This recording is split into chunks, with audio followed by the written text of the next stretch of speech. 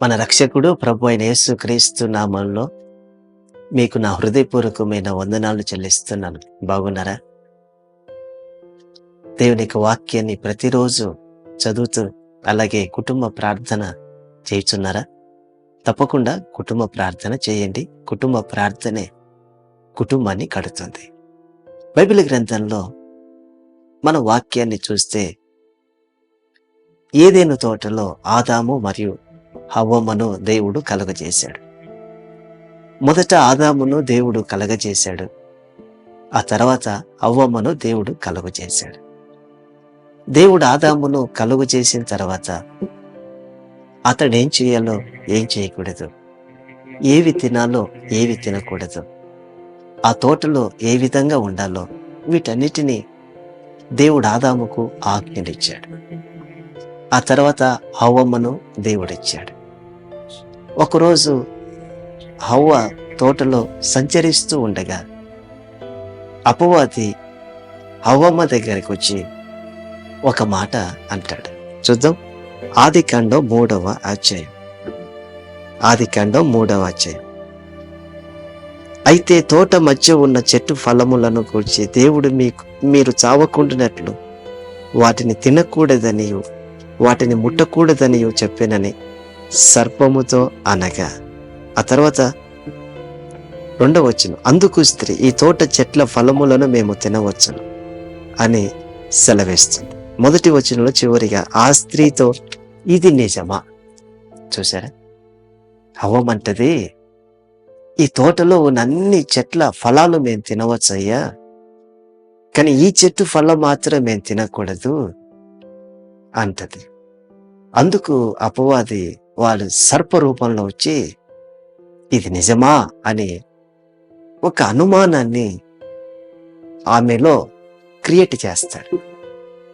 నా ప్రియమైన సహోదరి సహోదరులారా, హవ్వమ్మ చెప్పాలి అవును తినకూడదని, కానీ హవ్వమ్మ మాత్రం ఆ అనుమానంలోకి వెళ్ళిపోయి అపవాది చెప్పిన మాటలకు లోబడి తినివేసిందండి. చూసారా?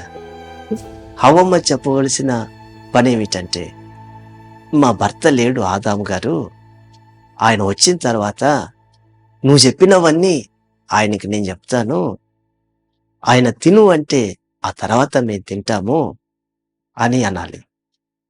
అయితే ఆమె ఏం చేసింది? వెంటనే తినేసింది. చూసారా? తిని ఆమె మాత్రమే కాదు ఆదాము కూడా తినవనిచ్చింది. ఆమె చేయవలసిన పని ఏమిటో తెలుసా?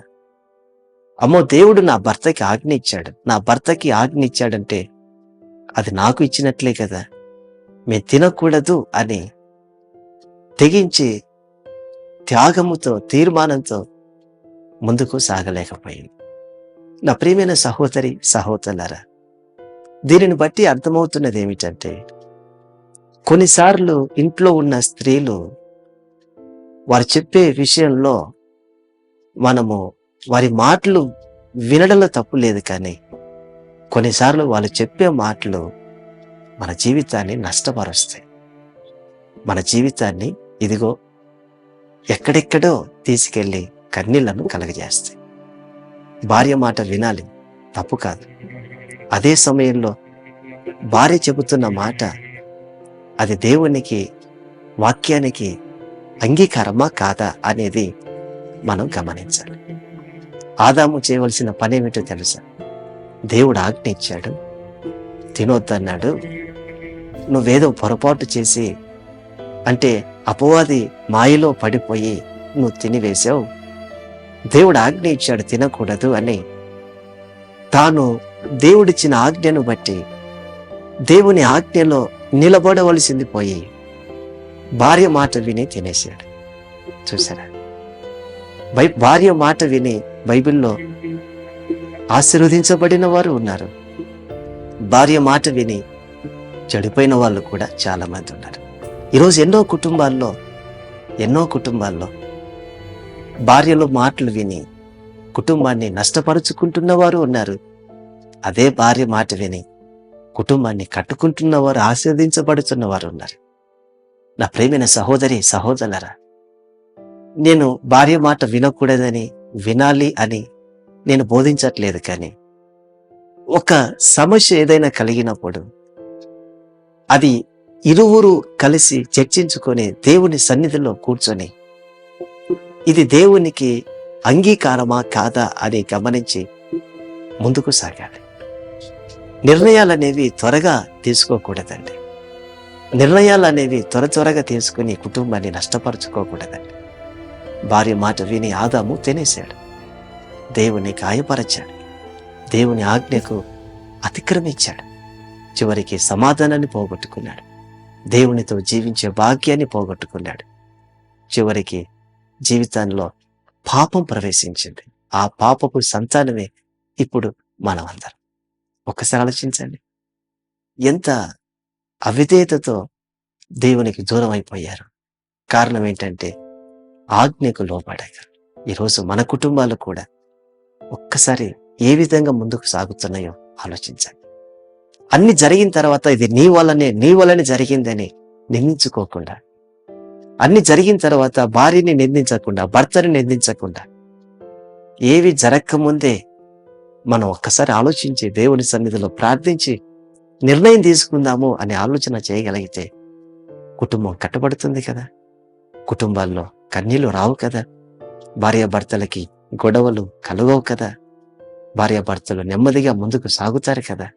తొందరపాటు నిర్ణయాల ద్వారా భార్య చెప్పిందనో, భర్త చెప్పాడనో ఇలా మాటలు వింటూ ఒకరి మీద ఒకరు నిందించుకుంటూ గొడవలు పడుతూ దేవుని సన్నిధిలో దేవునికి దూరంగా బ్రతకక ఒకరికొకరు ఆలోచించి మాట్లాడుకొని ఏది మంచిది ఏది కాదని నిర్ణయించుకొని దేవుని సన్నిధిలో ప్రార్థిస్తూ ఉండండి.